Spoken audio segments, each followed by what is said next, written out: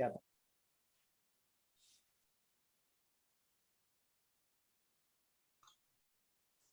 Baik, mohon izin Pak untuk share screen.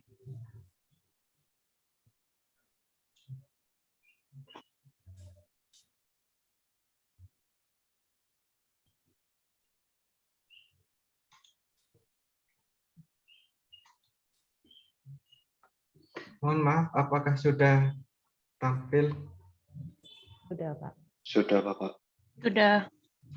Baik, Assalamualaikum warahmatullahi wabarakatuh. Waalaikumsalam warahmatullahi wabarakatuh. Selamat pagi Prof. Prabowo dan Pak Eko serta teman-teman sekalian.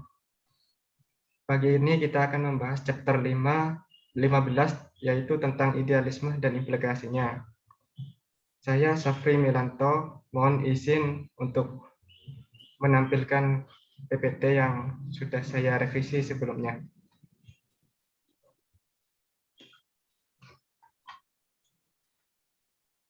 Untuk daftar isinya yaitu definisi idealisme, tipe idealisme, argumen idealisme, implikasi idealisme, dan yang terakhir evaluasi idealisme.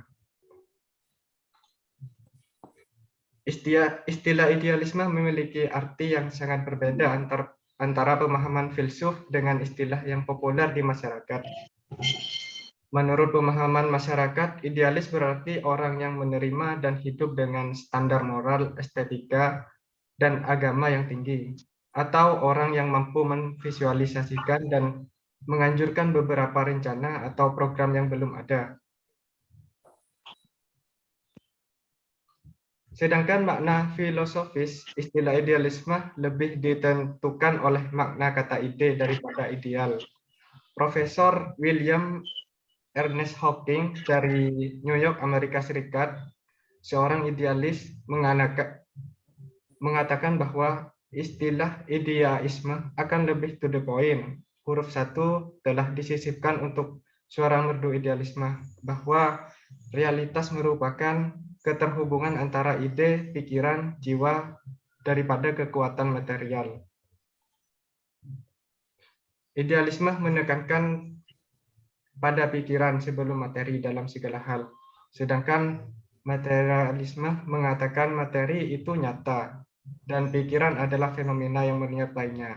Sedangkan idealisme berpendapat bahwa pikiran itu nyata dan materi diartikan sebagai produk sampingannya.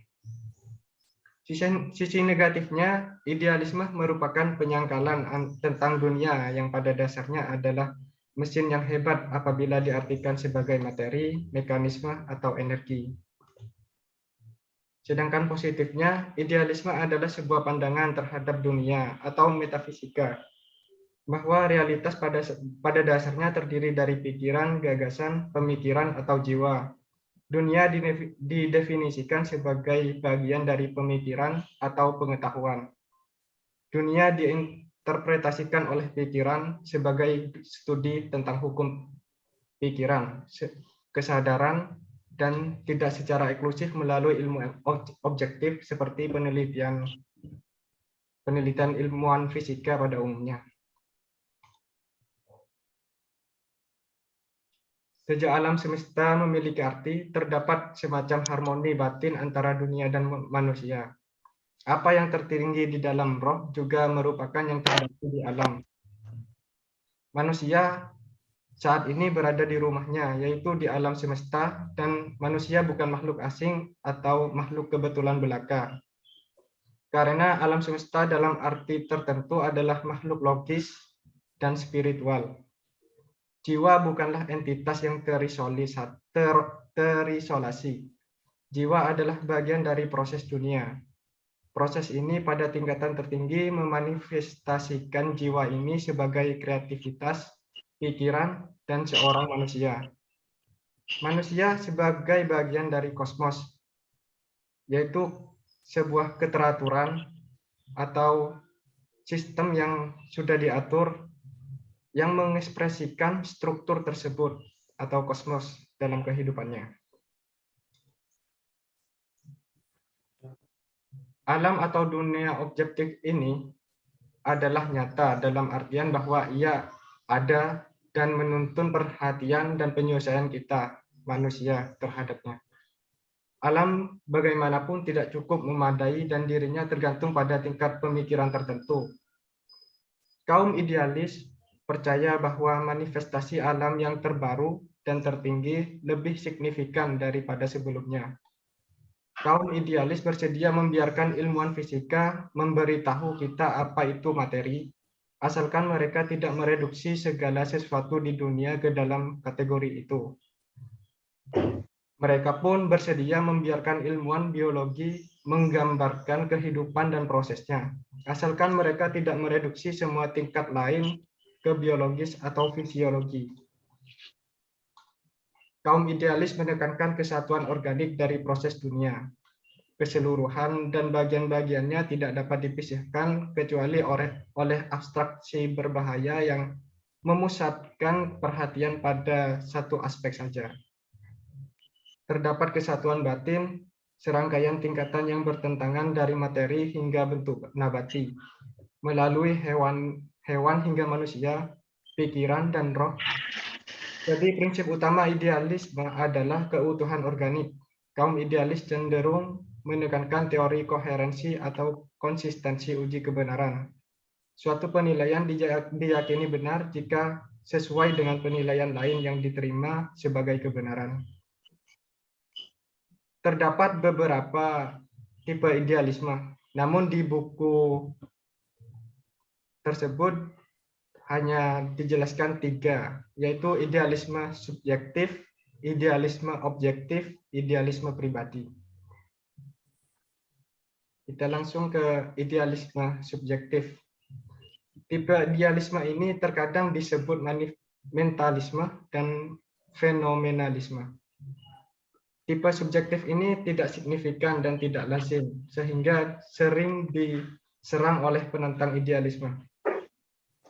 Seorang idealis subjektif berpendirian bahwa akal, roh, persepsi, atau ide merupakan keseluruhan dari yang ada.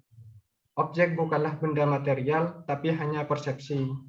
Benda-benda seperti bangunan dan pohon-pohonan itu ada, tetapi tidak terlepas dari pikiran yang mempersepsikannya. Idealis subjektif tidak menyangkal keberadaan apa yang kita sebut dunia ini, yaitu dunia nyata. Yang dipermasalahkan bukanlah keberadaannya, tetapi bagaimana hal itu diinterpretasikan. Hal-hal di dunia ini tidak ada yang nyata secara independen dari orang yang mengetahuinya. Tidak ada yang bisa muncul atau melampaui pengalaman yang dimilikinya. Filosofis idealisme subjektif antara lain sebagai berikut. Yang pertama, John Locke. John Locke adalah seorang psikologi. Locke menerima keberadaan substansi spiritual, ide, dan substansi material. Dia membedakan antara kualitas primer dan kualitas sekunder suatu materi. Kualitas primer yaitu bentuk, eksistensi, soliditas, gambar, gerak, jumlah, dan sebagainya. Sedangkan kualitas sekunder yaitu warna, suara, rasa, bau, dan sejenisnya.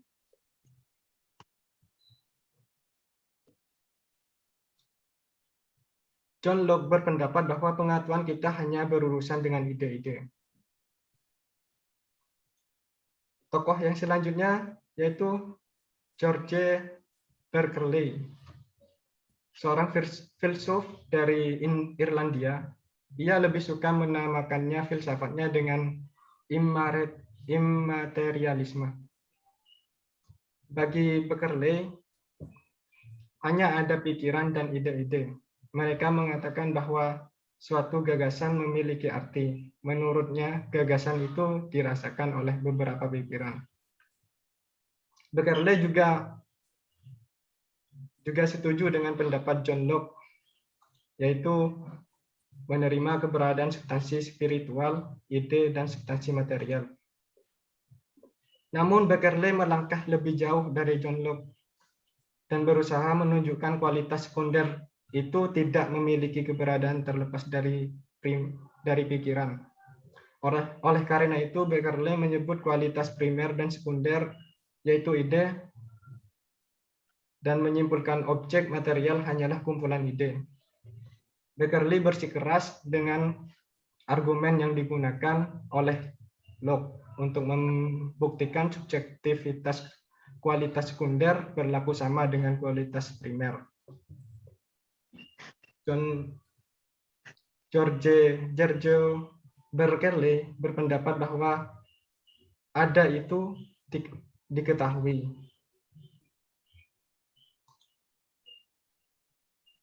Adapun kelompok tengah yaitu kelompok subjektif dan objektif, yaitu Immanuel Kant, seorang fenomenalis yang berdiri di tengah-tengah antara idealisme subjektif dan idealisme objektif. Menurut Kant, alam terbagi menjadi tiga, yaitu dunia batin dari keadaan subjektif yang merupakan sebuah dunia murni dan dunia dari hasil pemikiran. Yang kedua adalah dunia luar, dari realitas tertinggi yang tidak diketahui dan tidak dapat diketahui. Kontak manusia dengan dunia luar tersebut hanya melalui rasa kewajiban atau hukum moral. Sedangkan dunia yang ketiga yaitu dunia yang sebenarnya atau dunia fenomenal atau yang kita tinggali ini, yang merupakan ranah pengetahuan manusia. Tipe yang kedua yaitu idealisme objektif. Sebelumnya idealisme subjektif banyak dipertentangkan oleh banyak filsuf, termasuk kaum idealisme objektif. Banyak filosofis idealis, mulai dari Plato, Hegel, bahkan filsafat masa kini menolak subjektivisme yang ekstrim atau mentalis. Dan mereka menolak juga pandangan bahwa dunia luar itu adalah buatan-buatan manusia. Mereka, yaitu kaum idealisme objektif, menganggap bahwa organisasi dan bentuk dunia dan karenanya pengetahuan sebagaimana ditentukan oleh sifat dunia itu sendiri. Pikiran menemukan apa yang ada dalam tatanan dunia. Mereka adalah idealisme karena mereka menafsirkan alam semesta sebagai tatanan yang dapat dipahami yang struktur. Sistematisnya mengekspresikan tatanan dan nilai rasional. Ketika mereka mengatakan bahwa sifat tertinggi alam semesta adalah pikiran, mereka berarti bahwa alam semesta pada dasarnya ekspresif dari karakter mental atau spiritual, dan itu adalah keseluruhan organik. Tokoh kaum idealisme objektif antara lain yaitu Plato. Plato percaya bahwa di balik alam empiris ada fenomena terdapat alam ideal yang berisi esensi, bentuk, atau ide yang abadi. Plato menyebut realitas fundamental sebagai ide, tetapi dirinya tidak seperti Beckerle, sehingga tidak berarti keberadaan mereka tergantung pada pikiran. Plato membagi dunia menjadi dua, yaitu dunia persepsi indra, yang kedua dunia konsep. Dunia persepsi indra meliputi yaitu dunia penglihatan, suara, dan benda-benda individual. Dunia yang konkret, temporal, dan fana ini bukanlah dunia nyata. Ini adalah dunia penampilan saja. Sedangkan dunia konsep yaitu dunia ide, universal atau esensi abadi yang supersensible. Konsep manusia mengandung realitas yang lebih besar daripada yang dimiliki orang-orang. Kita mengenal benda-benda individual karena mengetahui konsep-konsep dari contoh-contoh yang abadi. Menurut Plato, konsep manusia memiliki banyak realitas daripada yang dimiliki setiap orang. Kita mengenali hal-hal individu melalui pengetahuan kita tentang konsep-konsep ini, atau alam kedua yang kekal kontra adalah pola, bentuk, atau jenis yang berfungsi sebagai standar untuk hal-hal yang kita rasakan dengan indera kita. Ide adalah pola asli dan transender. Pola pikir dan persepsi dan hal-hal individu hanyalah salinan atau bayangan dari realitas ide-ide ini. Sementara realitas tidak material, Plato tidak akan mengatakan tidak ada yang nyata kecuali pikiran dan pengalaman. Gagasan atau esensi yang tidak berubah diketahui manusia melalui akalnya. Dunia materi yang berubah diketahui olehnya melalui inderanya.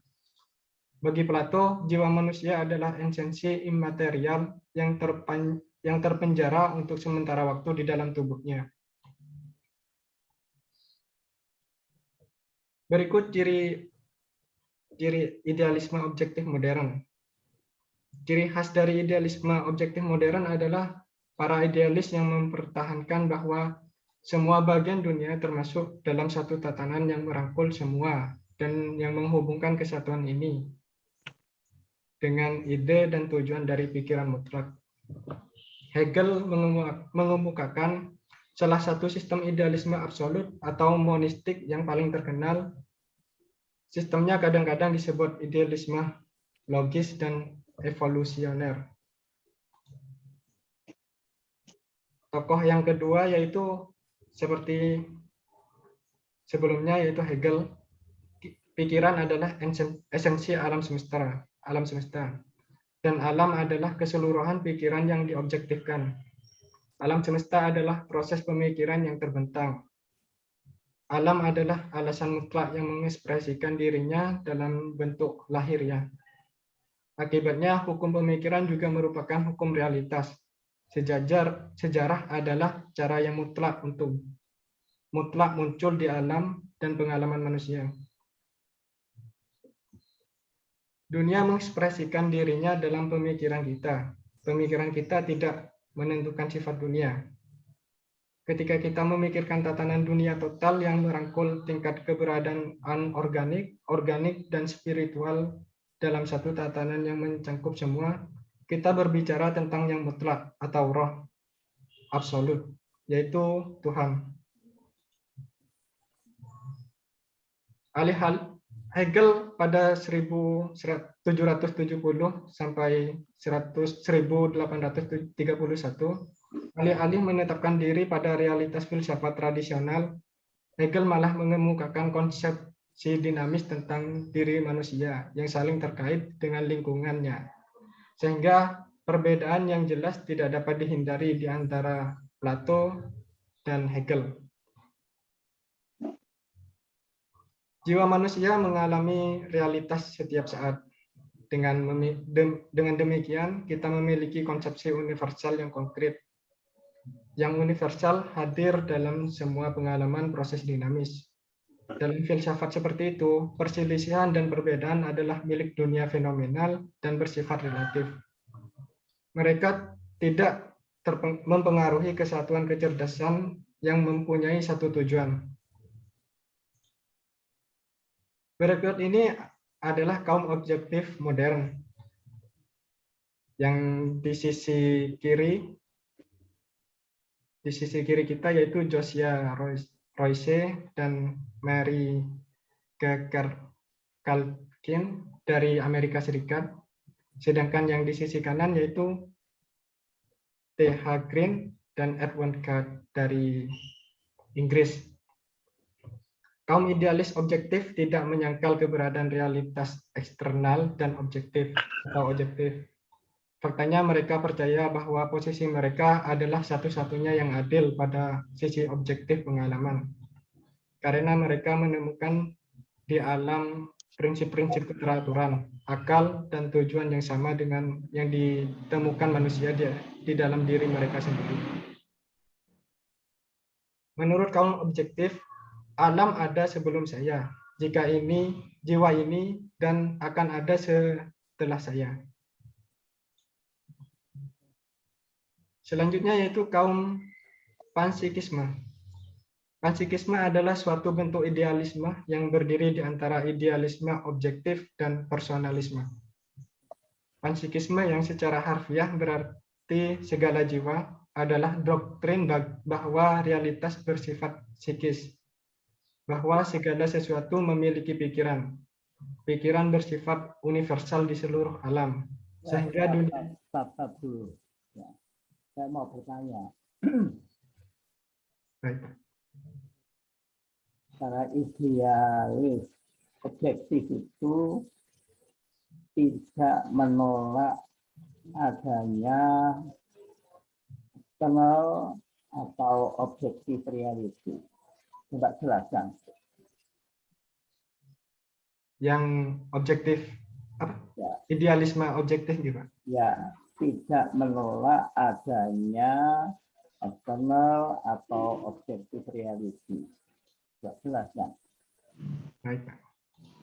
Mohon izin kembali ke slide yang atas. Bahwa kaum idealisme objektif ini masih mengakui adanya material, yaitu dunia nyata yang kita tempati saat ini. Namun, kaum objektif ini Enggak begitu, ya. Mereka itu mempercayai bahwa posisinya itu hanya apa?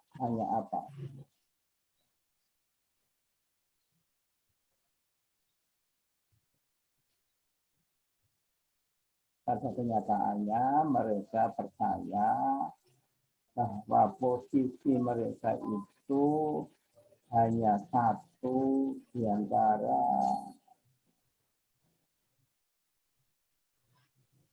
banyak objektif.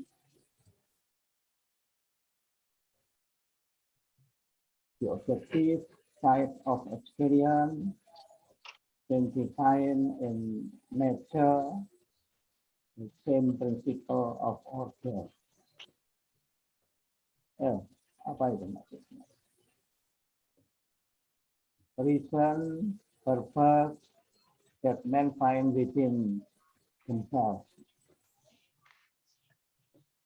There is purposive intelligence at the heart of nature.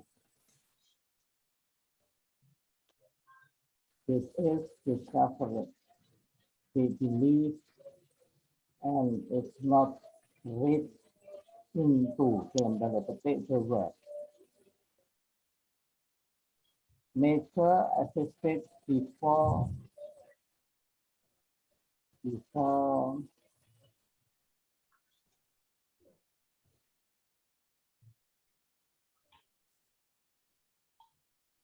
apa ini? Nature existed before the individual self and will exist after me. Nature also existed before the present community of self. Ayo, apa? Saya tanya tadi itu, bahwa kaum idealis itu, idealis objektif loh ya, tidak menolak adanya eksternal atau objektif reality. Itu maksudnya apa? Itu ada kata-katanya gitu kawannya. Nah, Anda membahasnya bagaimana tadi? Dari mana?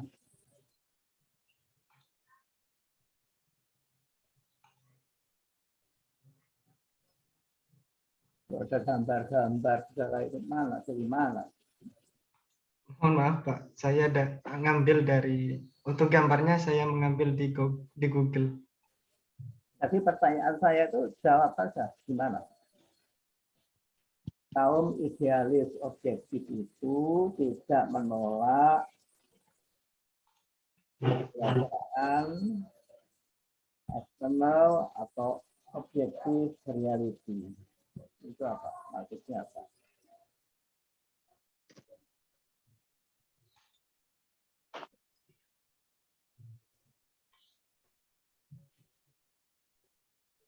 Mohon maaf Pak, untuk saya lupa slide-nya tadi. Enggak ngerti tanya sendiri. Ambil dari mana?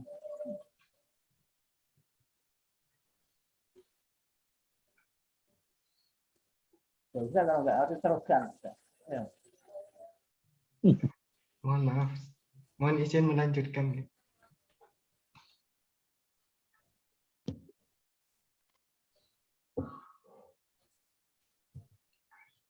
Kita kembali ke kaum Nah, panpsikisme. ini ada kaum panpsikisme. Iya Pak. Ini mana? Dari mana? Kita ambil halaman berapa? Kebetulan di halaman Di buku asli itu halaman berapa?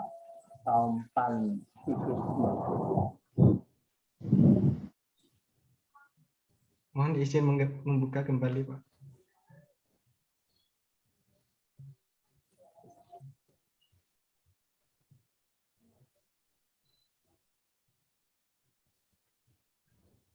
Mana? Halaman mana? Buku aslinya itu halaman berapa?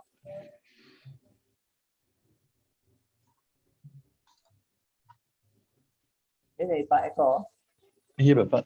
Ya, saya sendiri bingung ini dari mana. Iya, ini sedang saya cross check di bukunya ini Bapak.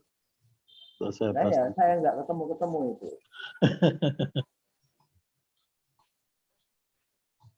Kaum panpsikisme itu dibuka. belum pernah Halaman mohon izin Pak, untuk halamannya 232. 32.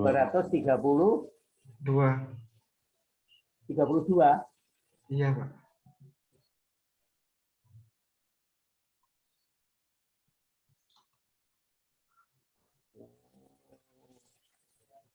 Panpsikisme bukan psikisme tapi Mana Pak? Untuk Panpsikisme. yang halaman 323 ya. paragraf kedua Pak.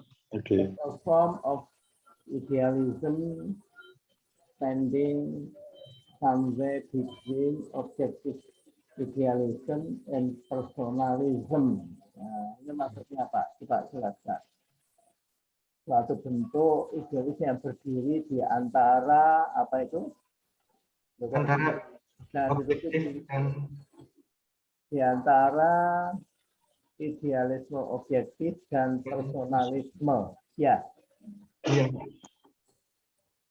Terus panpsikisme yang secara harfiah berarti segala jiwa.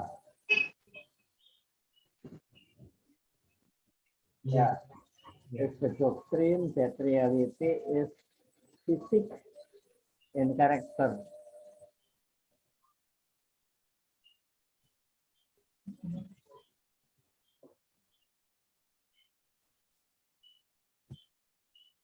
Ya, teruskan. Baik Pak, mohon izin melanjutkan. Ayo, teruskan. Menurut Leibniz tahun 1646 sampai 1716, dunia terdiri dari monad atau atom energi yang benar-benar fisik di alam. Tidak ada istilah di alam yang tidak ada yang mati. Urutan anorganik mewakili monad tidur. Pada hewan mereka bermimpi, dalam diri manusia mereka bangun. Sementara Tuhan adalah monad yang sepenuhnya sadar. Monad terpisah dan berbeda. Tetapi ada kesatuan karena harmoni kosmik yang telah ditetapkan sebelumnya. Selanjutnya yaitu personalisme atau idealisme pribadi. Bagi personalis, fakta dasarnya bukanlah pemikiran abstrak atau proses pemikiran, tetapi seseorang, jiwa, serta pemikir. Realitas itu termasuk dalam personalitas yang sadar. Jiwa adalah satuan kehidupan yang tak dapat diperkecil lagi dan hanya dapat dibagi dengan cara abstraksi yang palsu. Kelompok personalis berpendapat bahwa perkembangan terakhir dalam sains modern, termasuk di dalamnya formulasi teori realitas dan pengakuan yang selalu bertambah terhadap tempat berpijaknya si pengamat, telah memperkuat sikap mereka. Realitas adalah suatu sistem jiwa personal. Oleh karena itu, realitas bersifat pluralistik. Kelompok personalis menekankan realitas dan harga diri dari orang-orang, nilai moral dan kemerdekaan manusia. Bagi kelompok personalis, alam adalah tata tertib yang objektif. Walaupun begitu, alam tidak berada sendiri. Manusia mengatasi alam jika ia mengadakan interpretasi terhadap alam ini. Sains mengatakan mengatasi materialnya melalui teori-teorinya. Alam arti dan alam nilai menjangkau lebih jauh daripada alam semesta sebagai penjelasan terakhir. Rudolf Hermann Lord tahun 1917 sampai 1881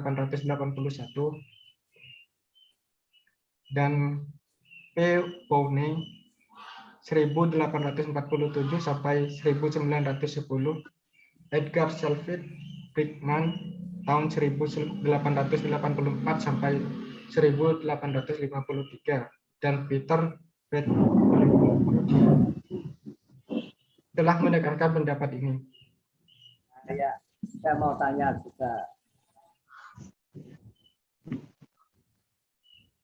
Jadi paham personalis itu merupakan proses terhadap mekanistik naturalisme, harmonistik idealisme. Maksudnya apa?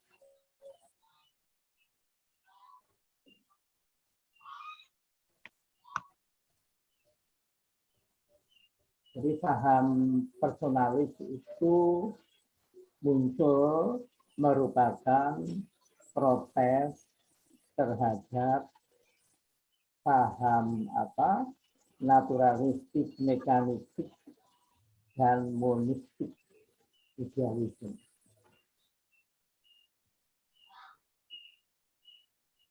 Kalau personalis itu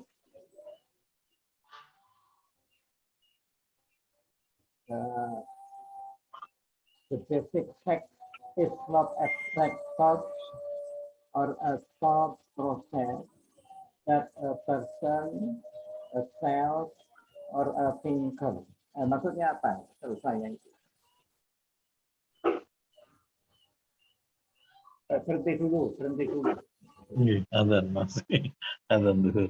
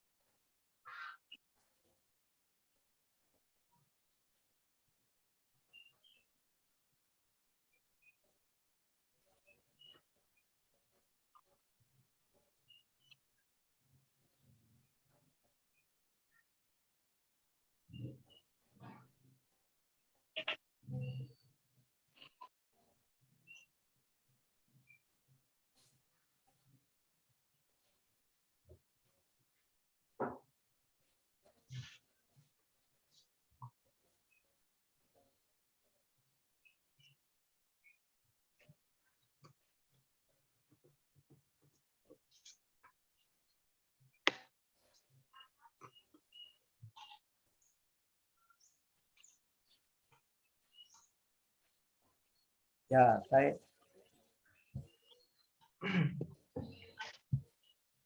tadi dikatakan bagi personalis taksa, jadi menurut Anda ya, taksa dasarnya bukanlah pemikiran abstrak, jadi tidak merupakan pemikiran abstrak atau proses pemikiran abstrak.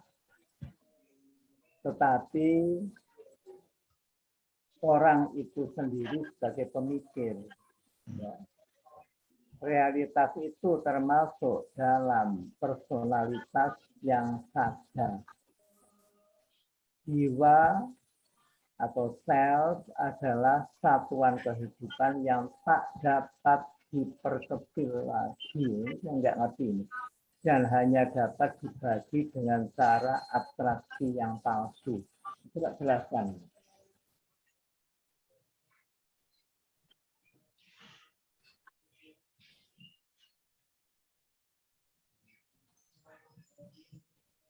Baik, Pak.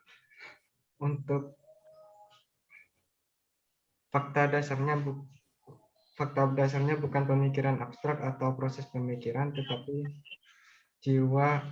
tetapi seseorang jiwa serta pemikir. Maksudnya tetap dari ketiga ini adalah kesatuan, Pak. Mohon maaf, mungkin ini adalah jiwa. Jadi jiwa itu terdiri bukan terlahir dari pemikiran yang abstrak atau proses pemikiran seperti yang kaum idealisme subjektif sampaikan, atau ya seperti yang Berkeley sampaikan. Jadi jiwa sudah memang Agak keras ya, suaranya agak keras. jadi jiwa terdiri dari sendirinya, atau jiwa memang tidak bisa dibagi lagi pada satuan kehidupan yang kecil.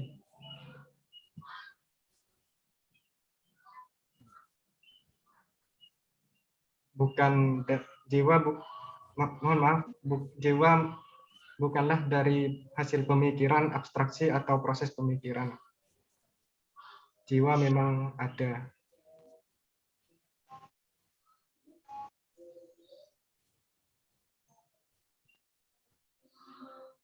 Mohon maaf Pak apabila ada kesalahan mengartikan. Begitu yang saya pahami.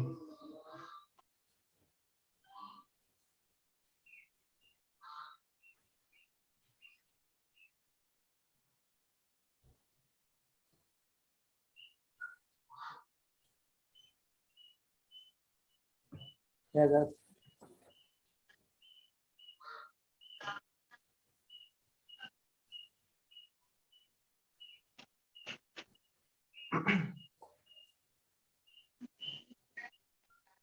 Mohon maaf Pak, izin melanjutkan. Apakah bahasanya sulit dipahami itu Pak?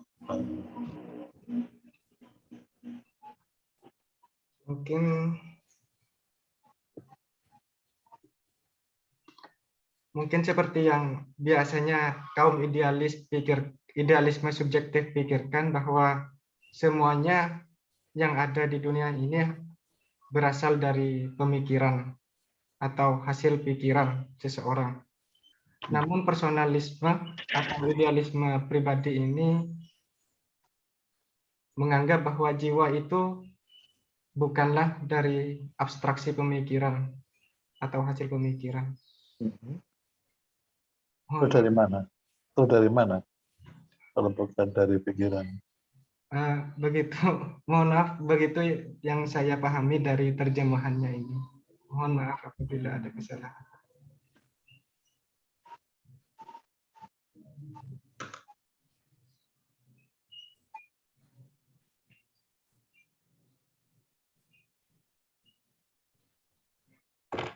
Kalau dilihat di teks yang diterjemahkan atau dibahas oleh Pak Safri itu kan sebenarnya lebih terkait dengan bagaimana kita menyikapi realitas begitu ya.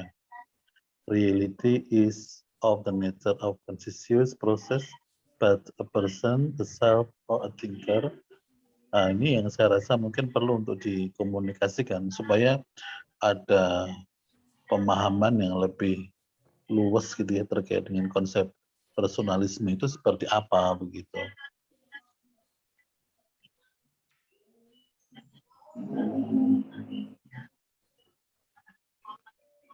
Ya, coba bisa dicermati di dalam teks itu, Pak. Di buku aslinya saja coba dilihat juga. Baik, Pak.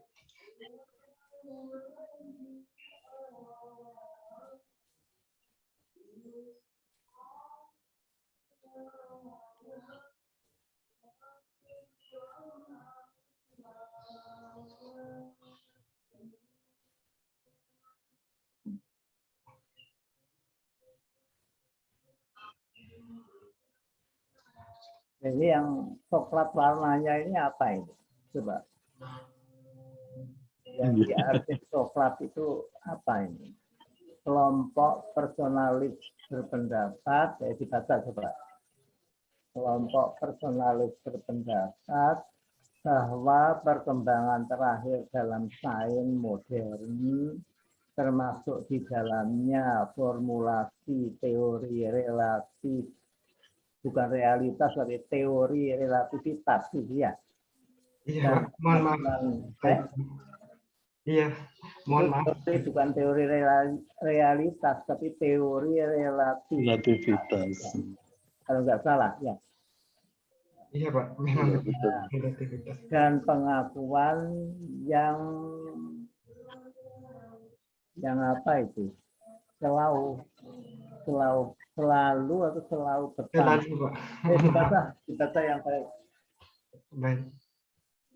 Selalu bertambah terhadap tempat berpijaknya si pengamat telah memperkuat sikap mereka. Nah, terus dibaca lagi, terus. Realitas adalah suatu sistem jiwa personal. Oleh karena itu, realitas bersifat pluralistik. Kelompok personalis menekankan realitas dan harga diri dari orang-orang, nilai moral, dan kemerdekaan manusia. Ya, teruskan. Ya. Mohon izin melanjutkan, Pak. Bagi kelompok personalis, alam adalah tata tertib yang objektif, walaupun begitu tidak berada sendiri. Manusia mengatasi alam jika ia mengadakan interpretasi terhadap alam ini.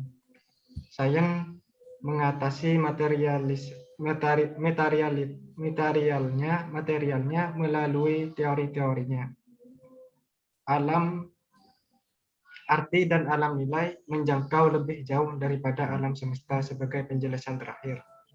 Rudolf Hermann, Gordon P. Boone, Edgar Sheffield Brickman, mohon maaf Pak apabila salah menyebutkan nama, dan Peter Bertocci telah menekankan pendapat ini. Terdapat suatu masyarakat atau individu yang ada hubungannya dengan personalitas tertinggi. Nilai-nilai norma, nilai-nilai moral dan spiritual diperkuat oleh jiwa kreatif personal dan jiwa mempunyai hubungan dengan segala sesuatu. Personalisme bersifat teistik, percaya pada adanya Tuhan. Ia memberi dasar metafisik kepada agama dan etika. Nah, terus. Di buku tersebut terdapat beberapa argumen idealis, yaitu 4 argumen. Yang pertama, argumen dari analis materi dan konsep-konsep terkait. Yang kedua, yaitu argumen dari sifat pengetahuan. Yang ketiga, argumen dari struktur dan keteraturan alam semesta. Yang keempat, argumen dari sifat moral manusia. Untuk argumen dari analisis materi dan konsep-konsep terkait, Argumennya yaitu beberapa idealis berpendapat bahwa tidak banyak perbedaan di mana seseorang memulai. Jika dia menekan cukup jauh dan dalam pemikirannya, dia akan sampai pada sudut pandang idealisme. Ambil contoh ketika studi materi. Dunia alam yang dilihat dan dirasakan manusia ternyata adalah dunia penampakan yang sifat aslinya berbeda dengan apa yang tampak. Dalam upaya mereka untuk menjelaskan berbagai transformasi yang terjadi dalam materi, manusia telah mendorong analisis mereka mulai dari molekul ke atom dan dari atom ke proton dan elektron. Tapi apa itu atom, proton, dan elektron? Apakah mereka dari sekedar konstruksi mental yang dicapai melalui proses penalaran atau analisis logis? Jelas sifat dasar materi bukanlah penampilan luarnya. Dan ketika kita memikirkan masalah ini, kita kembali ke energi semacam itu.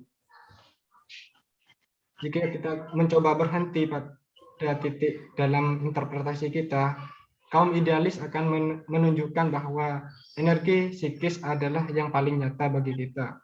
Meskipun kita mulai dengan apa yang disebut hal-hal fisik atau dengan materi dan mendorong penyelidikan kita cukup jauh. Kita dipaksa masuk ke dalam apa yang tampak seperti dunia mental.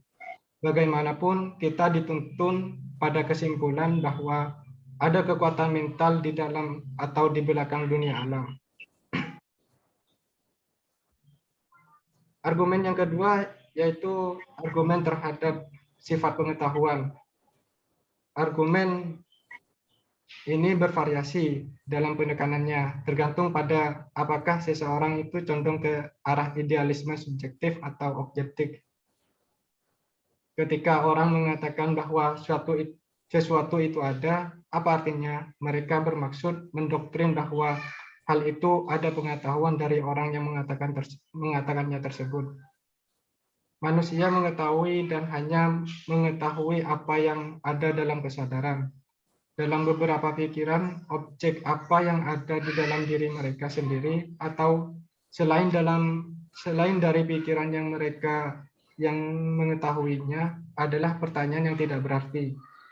Manusia tidak bisa keluar dari pengalaman mereka sendiri.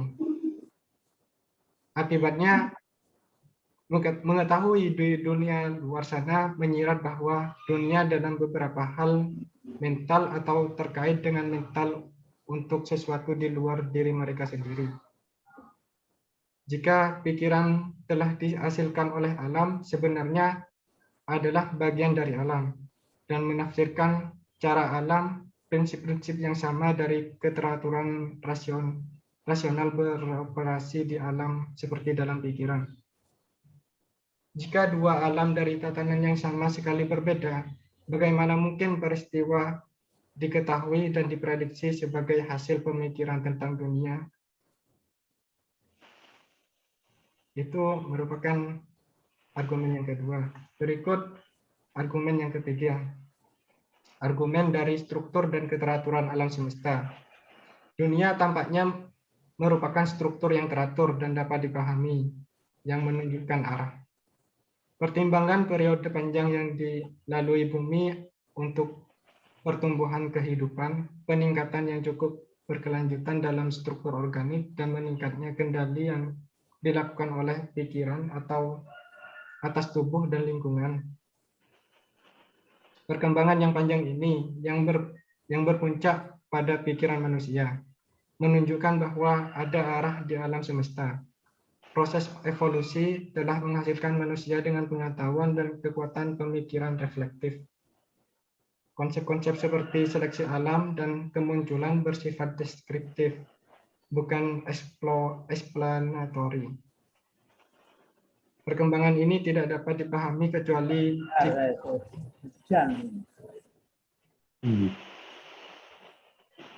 Hujan besar ini nggak dengar. Maaf, Pak. Perkembangan ini tidak dapat dipahami kecuali jika evolusi diarahkan. Pikiran yang mengetahui, menghargai, dan menilai bukanlah hal asing yang muncul secara tiba-tiba, dan tidak sengaja di alam semesta. Fakta bahwa dua orang dapat membaca dan memahami buku yang sama merupakan indikasi bahwa pikiran mereka memiliki urutan yang sama dan bekerja dengan cara yang sama. Mereka diatur oleh hukum logika dan pemahaman yang sama.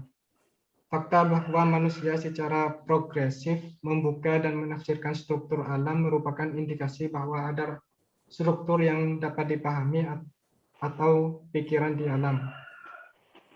Keteraturan, kejelasan, makna, dan hukum tampaknya menjadi dasar dari pikiran dan alam. Argumen yang terakhir yaitu argumen dari sifat moral manusia. Kaum idealis cenderung mengklaim bahwa interpretasinya adalah satu-satunya yang mengakui dan memenuhi tuntunan moral. Estetika dan agama maupun ras, pandangan yang murni naturalistik tentang manusia dan alam semesta adalah tidak benar, karena itu akan membuat keyakinan moral terdalam manusia palsu. Cita-cita dan aspirasi manusia telah muncul bersama dengan manusia dari proses alam. Mereka adalah realisasi setengah sadar manusia dari kemungkinan yang melekat pada dirinya sendiri. Kehadiran nilai-nilai moral dan rasa kewajiban moral seharusnya dalam alam manusia membutuhkan suatu tujuan interpretasi dunia. Rasa kewajiban moral manusia telah menjadi kekuatan pengarah dalam sejarah manusia yang telah hidup keras dan telah mati dengan berani untuk menegakkan cita-cita mereka.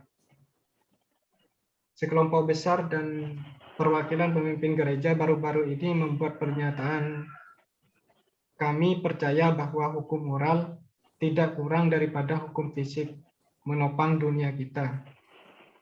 Terdapat tatanan moral yang mendasar dan abadi, dan yang relevan dengan kehidupan bersama manusia dan tatanan manusia. Jika umat manusia ingin menghindari kekacauan dan perang berulang, institusi sosial dan politik harus dibawa ke dalam kesesuaian dengan tatanan moral ini. Karena pengalaman moral selalu dikaitkan dengan pikiran dan tujuan.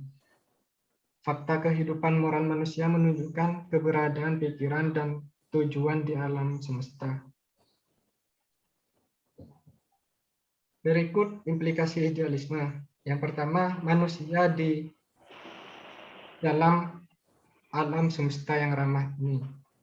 Bagi kaum idealis, ada alam semesta yang memiliki tujuan, yaitu spiritual, sementara ia menerima interpretasi ilmu-ilmu empiris modern, ia menunjukkan bahwa cenderung menghilangkan semua aspek mental dari data indera dan untuk membangun dunia yang tertutup untuk pikiran. Hukum alam semesta menurut kaum idealis selaras dengan tuntutan fitrah intelektual dan moral manusia. Meskipun manusia adalah bagian dari proses dunia dan dalam pengertian itu alami, ia adalah makhluk spiritual dalam arti bahwa ada prinsip dalam dirinya yang tidak dapat direduksi menjadi materi telanjang. Doktrin kerusakan total serta semua interpretasi sifat manusia sebagai kejahatan tidak pada tempatnya dalam sistem seperti itu. Sama-sama dibuat-buat adalah semua interpretasi manusia yang akan membuatnya menjadi hewan belaka atau hasil dari proses fisiologi atau mekanisme murni. Manusia baru mulai menyadari kemungkinannya. Selain itu, melalui manusia dan aspirasinya, kita menemukan petunjuk terbaik tentang sifat Tuhan. Bagi idealis, Tuhan tidak lagi terpisah dari dunia, tetapi merupakan prinsip hidup yang mendiami. Meskipun Tuhan mungkin transenden, dia juga imanen dalam proses dunia. Dia ditemukan dalam proses alam, dalam sejarah, dalam tatanan sosial, dan terutama dalam hati manusia. Akibatnya perbedaan yang lebih tua antara alam dan supranatural cenderung rusak. Bagi idealis monistik, Tuhan adalah logika dan tujuan imanen atau semangat kreatif dari proses kosmis. Idealis absolut menganggap Tuhan sebagai tak terbatas dan sebagai dasar dari semua keberadaan ini. Personalis yang pluralis mungkin menganggapnya terbatas. Dia akan menjadi pahlawan yang berjuang pribadi. Selver yang tertinggi dalam masyarakat, orang-orang dalam hal apapun administrasinya tidak lagi eksternal. Dan manusia tidak perlu melihat ke agen atau peristiwa luar untuk wahyu ilahi.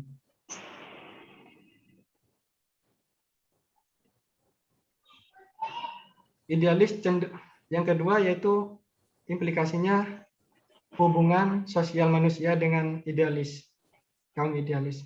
Idealis cenderung memiliki rasa hormat yang besar terhadap budaya dan tradisi. Mereka menganggap nilai-nilai kehidupan sebagai sesuatu yang berpijak pada ranah di luar individu dan kelompok sosial. Dalam idealisme absolut yang universal, mendahului dan lebih unggul dari individu, sehingga manusia bisa percaya bahwa absolut diekspresikan dalam sejarah dan melalui lembaga-lembaga masyarakat.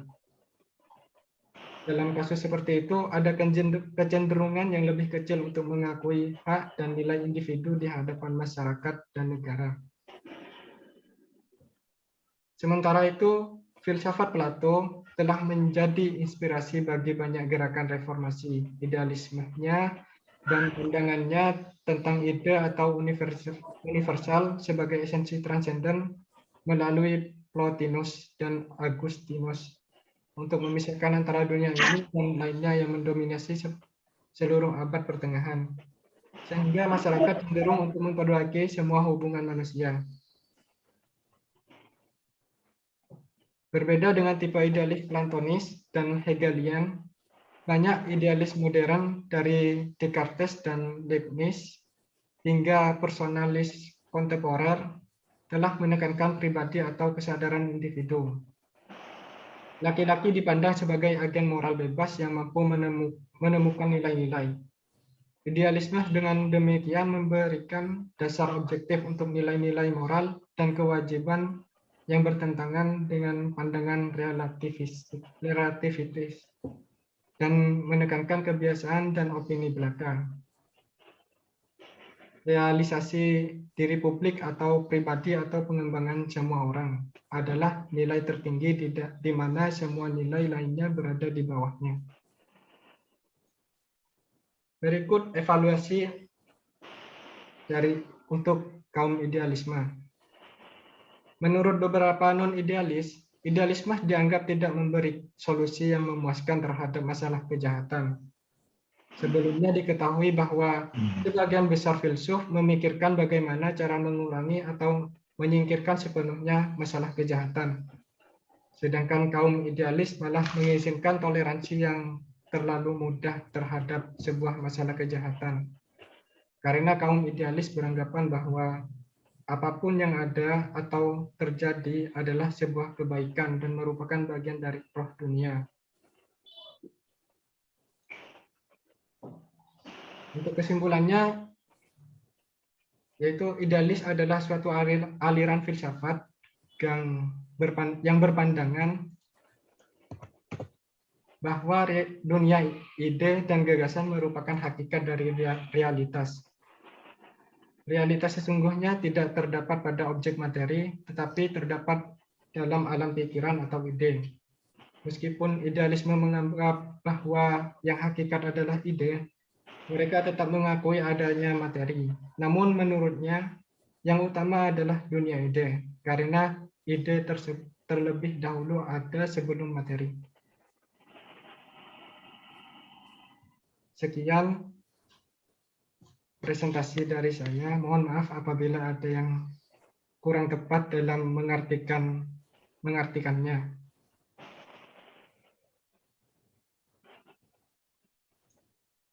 Saya kembalikan kepada Prof. Prabowo serta Pak Eko.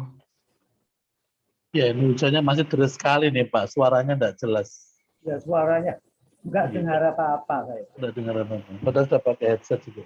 Jelas sekali. Dan ini hujan besar Pak Eko. Iya, iya Bapak.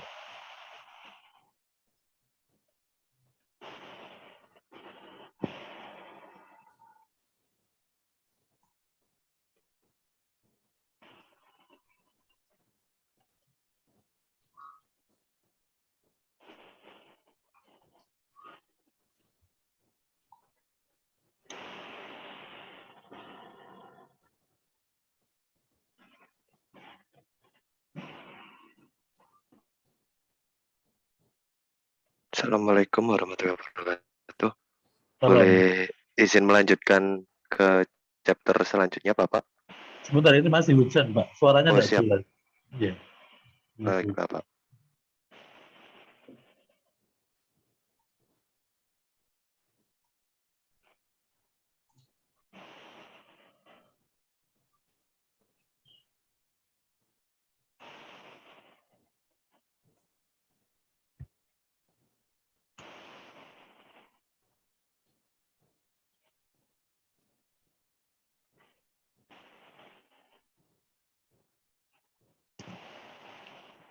Ini Surabaya sudah waktunya, sudah musimnya misalnya. Musim hujan. Rata-rata cukup deras.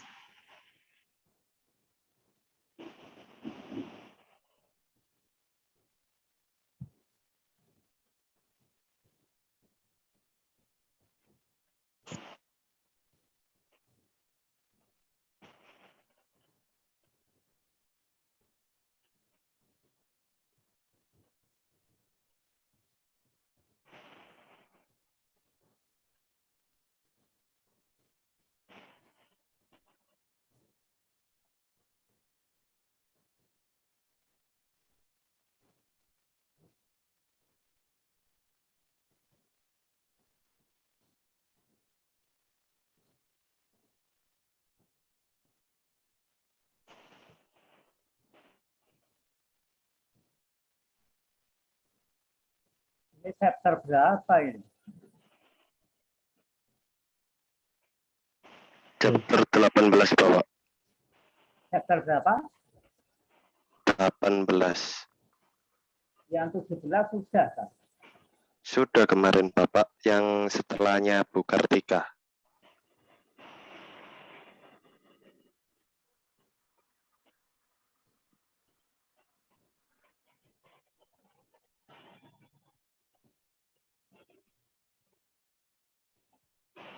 Ya coba terus. Nah. Ayo. Ya. Assalamualaikum warahmatullahi wabarakatuh. Selamat siang, Prof. Ya Budi, sebentar, hanya 10 menit. Prof. Purwo. Onje. Izin presentasi pada bab kali ini berjudul Logical Empiricism and Related Movement atau empirisme logis dan gerakan yang terkait. Next, Bu Rofi.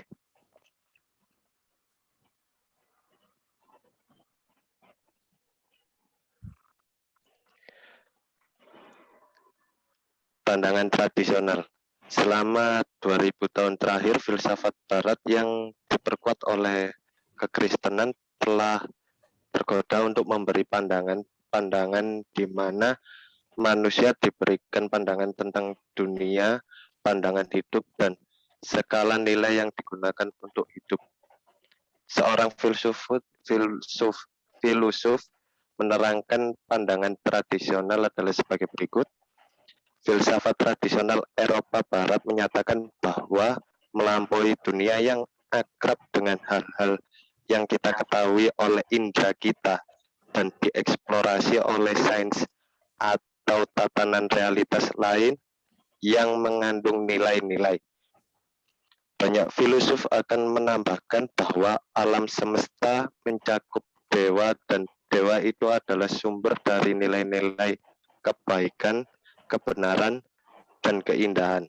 Keberadaan seperti yang dikatakan agama, cara-cara perwahyuan Tuhan tentang dirinya kepada manusia. Metafisik. studi tentang realitas yang melampaui dan mendasari dunia yang dikenal oleh karena itu. Sebagian studi tentang nilai dan tentang Tuhan. Next, Bu Rofi. Kemudian ada empirisme menurut John Locke dan Hume. Yang pertama ini ada John Locke. John Locke berpendapat bahwa pada saat lahir, pikiran itu seperti tablet yang kosong atau seperti piring fotografi, di mana kesan yang dicatat itu berasal dari luar. Pengetahuan berasal dari kesan indera dengan cara refleksi dibantu oleh dengan memori, sensasi diatur ke dalam berbagai disiplin ilmu atau badan pengetahuan, induk dari pengetahuan. Locke menyangkal keberadaan dan ide-ide dasar dan menyatakan bahwa secara universal gagasan umum hanyalah sebuah kemiripan yang dangkal dan bukan sebuah esensi nyata dari banyak hal. Kemudian selanjutnya, next, Bu Rofi, ada empirisme menurut Hume. Menurut tradisi empiris dengan ide-ide sederhana, menurutnya adalah salinan dari sensasi sederhana dan ide-ide kompleks terbentuk dari kombinasi dari ide-ide sederhana atau dari kesan yang kompleks. Efek umum dari posisinya adalah untuk menyangkal keabsahan ide-ide abstrak dan umum. Dia menyerang konsep substansi tradisional dan kausalitas dan membawa implikasi skeptis dari posisinya ke dalam bidang etika dan agama. Empirisme ini mendapat dukungan pada abad ke-19 dan 20 dari kebangkitan dan pengaruh dari metode ilmu pengetahuan. Next, Bu Rofi.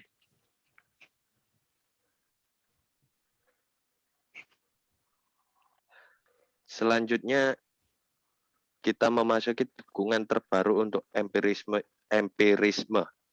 Ada 4 kelompok yang terpisah. Yang pertama ada positivisme dari Prancis, kemudian positivisme logis dan lingkar Vienna, kemudian yang ketiga ada sekolah analisis filsafat di Inggris, kemudian yang terakhir ada berbagai sekolah behaviorisme dalam psikologi. Next, Bu Rofi.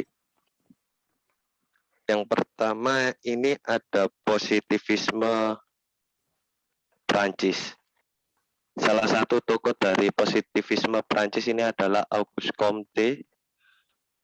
Kecenderungan untuk mendasarkan pengetahuan pada persepsi indera dan ilmu objektif dan untuk membuang pandangan dunia metafisik, menyebabkan sudut pandang yang dikenal di Prancis sebagai positivisme.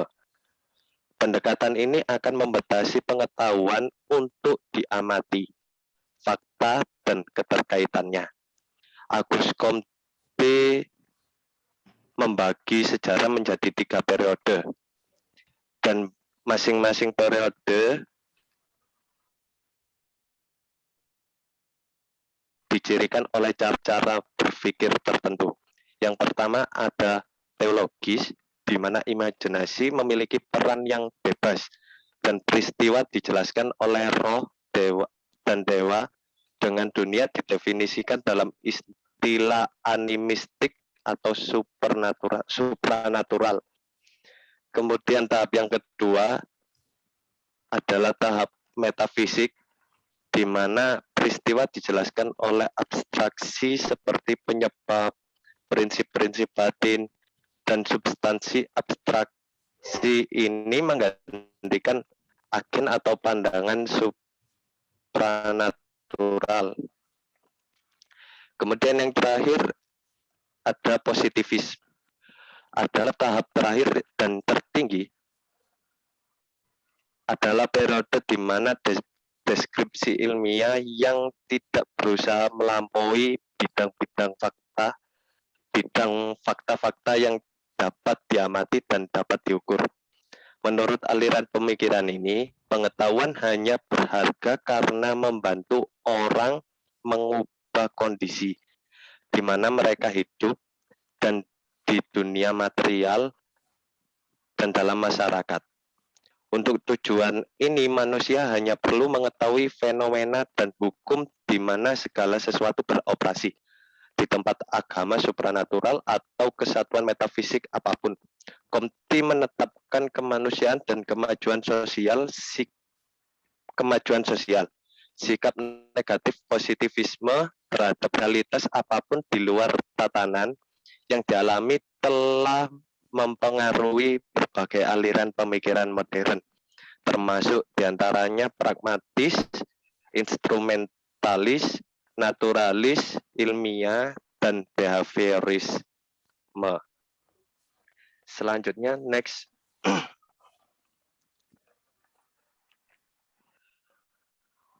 Positivisme logis dan lingkar Wina. Karena sebagian besar pengaruh dari Ernest Mach dan Moritz Schlick, mohon maaf atas kesalahan ejaan kalau misalnya saya salah.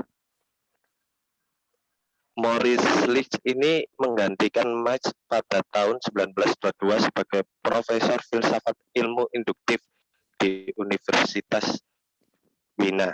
Sekelompok positivis ini membuat pengaruhnya tidak hanya dirasakan di Austria dan di Jerman, tetapi juga di seluruh dunia barat.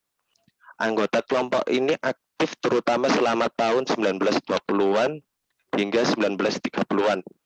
Mereka adalah ilmuwan, matematikawan, atau orang-orang yang telah profesional di bidang logika simbolik dan metodologi.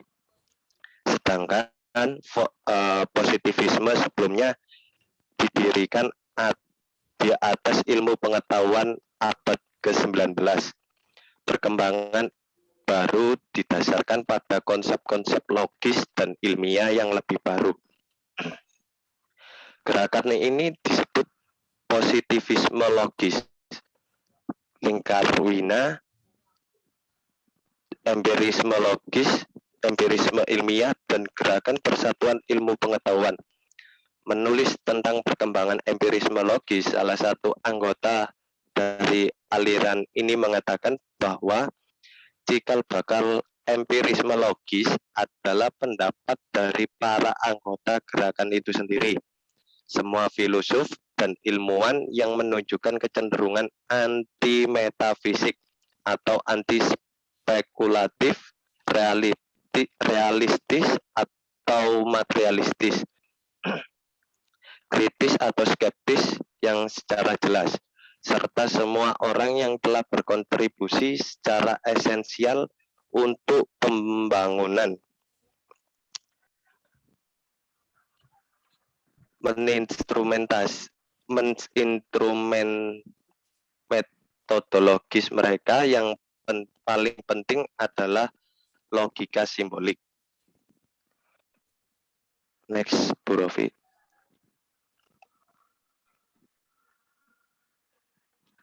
Anggota kelompok ini secara khusus tertarik untuk mengembangkan landasan intelektual yang aman untuk semua ilmu pengetahuan. Mereka merasa bahwa sains meskipun sekarang tidak bersatu, memiliki satu sistem yang koheren dibandingkan dengan filsafat tradisional. Pendekatan ini mempresentasikan pergeseran pasti dalam metode dan taktik, alih-alih menyerang argumen para filosof tradisional. Para anggota ajaran ini telah beralih ke kritik bahasa dalam upaya untuk memotong yang lebih tua. Masalah sebagai yang tidak berarti, anggota kelompok ini cenderung mengeklaim bahwa metode atau pendekatan mereka tidak bergantung pada metafisika. Namun, kritik mereka menentang klaim ini. Next, Prof.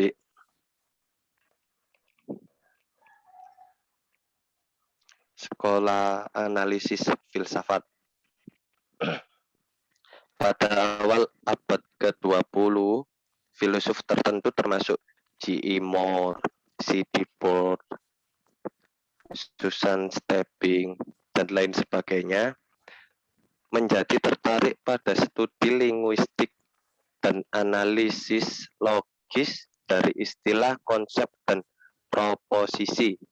Penekanan baru sebagian merupakan reaksi dengan monisme rasionalistik dari idealis tertentu, terutama Bradley. Beberapa rasionalis akhir abad ke-19 yang merupakan idealis absolut telah memandang dunia sebagai salah satu kesatuan yang tidak dapat dibagi-bagi, di mana tidak ada entitas mandiri yang kekurangan realitas sebagai keseluruhan yang mutlak atau Tuhan. Salah satu reaksi terhadap monisme yang kaku seperti itu adalah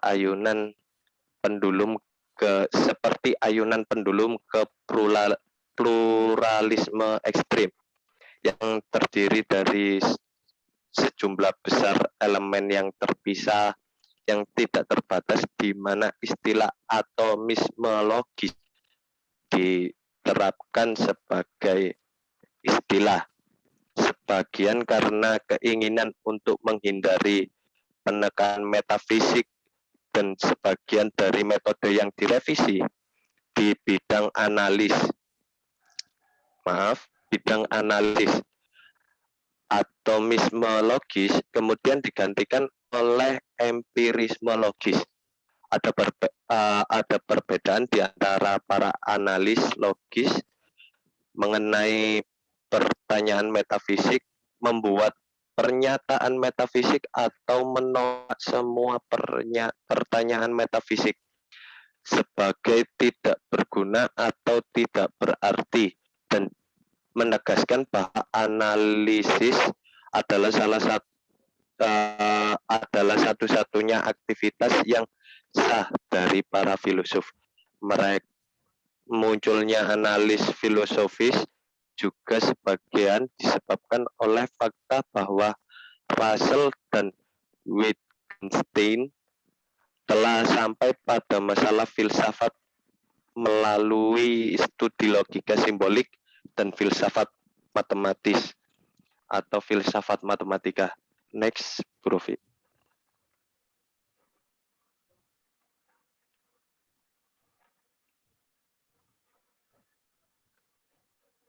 Tes, Prof.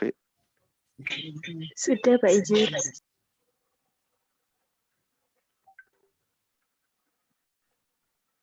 Apa ini? Oke. Beberapa rasionalis akhir abad ke-19 yang merupakan idealis absolut telah memandang dunia sebagai satu kesatuan yang tidak dapat dibagi-bagi, di mana tidak ada entitas mandiri yang kekurangan realitas sebagai keseluruhan yang mutlak atau Tuhan.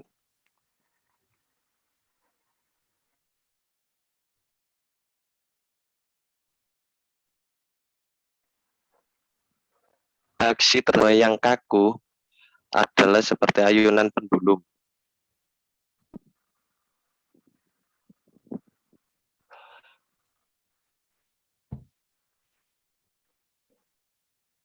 Next lagi, Prof.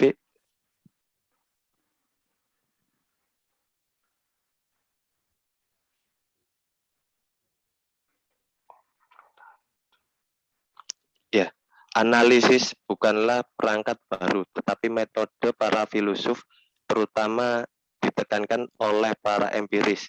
Apa yang baru, kata mereka, adalah ketelitian dan ketepatan ekstra, dan peningkatan kehalusan dan ketepatan metode simbolis yang digunakan. Tujuannya adalah untuk membuat setiap pernyataan sesuai sejauh mungkin dengan data atau pengalaman yang dirujuknya. Analis kontemporer menganggap diri mereka sebagai empiris, dan cita-cita mereka adalah membuat pernyataan yang hanya berisi istilah atau simbolis yang tidak menunjukkan beberapa objek, kesan indera, pernyataan yang tidak didasarkan pada pengalaman atau yang tidak dapat diverifikasi dalam beberapa cara. Dianggap menyesatkan atau memiliki fungsi lain selain faktual. Semua data pengalaman yang asli, karena kata mereka termasuk dalam ilmu pengetahuan khusus. Tidak ada data filosofis yang khas. Apa yang baru kemudian adalah bahwa perhatian diarahkan pada analisis dan kritik dengan sintesis dan pandangan sinoptik didorong ke latar belakang. Metafisika dan filsafat spekulatif ditolak, dan filsafat kritis dalam bentuk logika, semantik, studi bahasa, metode ilmiah, dan epistemologi telah menjadi pusat perhatian di beberapa institusi pendidikan tinggi. Kemudian next, Prof. Perilaku sebagai filsafat berbicara tentang upaya untuk membawa ilmu di bawah satu metode interpretasi dan sistem konsep. Bagaimana ini bisa dilakukan ketika manusia berurusan dengan materi yang begitu beragam, dari matematika dan ilmu fisika. Di satu sisi, hingga studi sosial dan psikologi manusia. Di sisi lain, upaya untuk menyatukan ilmu-ilmu ini didorong oleh behaviorisme. Metode psikologis bekerja di bidang psikologi hewan dan kemudian diterapkan pada studi perilaku manusia. Sebagai filsafat, behaviorisme menolak pertanyaan apapun mengenai kehidupan batin, pikiran, keadaan sadar, dan kesadaran sebagai isu palsu.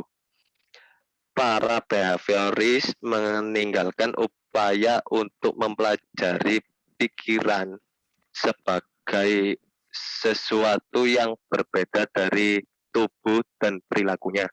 Berpikir dikatakan berbicara di bawah nafas, gerakan organ vokal, atau bentuk bicara yang baru. Keadaan seperti ketakutan dan kemarahan dilacak ke pola detak jantung, kontraksi otot, dan sejenisnya. Stimulus respon pengkondisian dan determinisme adalah konsep kunci dalam pendekatan semacam itu. Behaviorisme sebagai filosofi mendukung dan didukung oleh positivisme logis. Seseorang hanya mengakui apa yang diamati dalam bentuk gerakan tubuh. Metode ilmu eksperimental dikatakan cukup. J, Bapak. Stop dulu ya. J, Bapak. Behaviorisme sebagai filosofi mendukung dan didukung oleh positivisme logis. Ya, seseorang hanya mengakui apa yang diamati dalam bentuk gerakan tubuh. Metode ilmu eksperimental dikatakan cukup untuk menguji dan memecahkan semua masalah perilaku manusia. semua pertanyaan diterjemahkan atau direduksi menjadi makna atau proses fisik yang dapat diuji secara operasional. Itu Pak jelaskan maksudnya apa.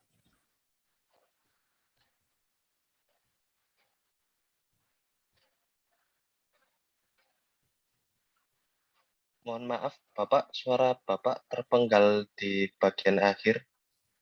Memang saya hentikan. Maksudnya apa? Saya teruskan ya.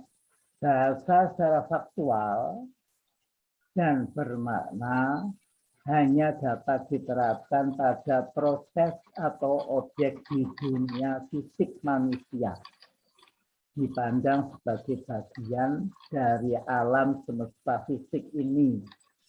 Coba maksudnya apa jelasnya?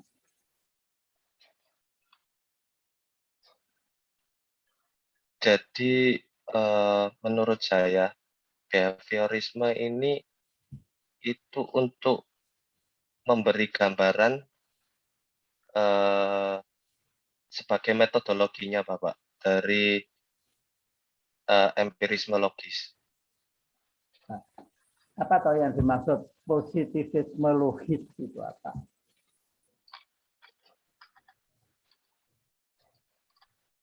Jadi positivisme logis itu lebih cenderung tidak menganggap metafisik. Jadi mereka lebih cenderung ke arah positif. Jadi ke arah fisik dapat diukur. Seperti itu, Bapak. Ini kan tadi behaviorisme sebagai filosofi mendukung dan didukung oleh positivisme logis. Ya, kan? Iya, Bapak. Seseorang hanya mengakui apa yang diamati dalam bentuk gerakan tubuh. Metode ilmu eksperimental. Jadi yang dimaksud dengan apa positivisme logis itu menganut metode eksperimental, ya, di mana pada metode eksperimental itu semua variabel bisa dimanipulasi, ya. Iya, Bapak. Nah, ya, terusan, Mbak.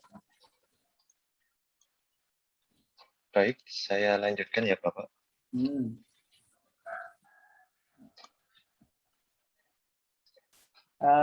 Stop ya. Kalau gitu berhenti habis waktunya ini, ya. Iya betul. Ya, habis waktunya ini dan tadi banyak yang tidak mendengar karena hujan besar. Ya, banjir hujan besar. Diteruskan minggu depan, ya. Baik, Bapak. Saya begitu. Assalamualaikum warahmatullahi wabarakatuh. Waalaikumsalam. Waalaikumsalam. Iya, terima kasih. Dan Amin, amin. Terima sehat kasih. selalu. Amin, amin.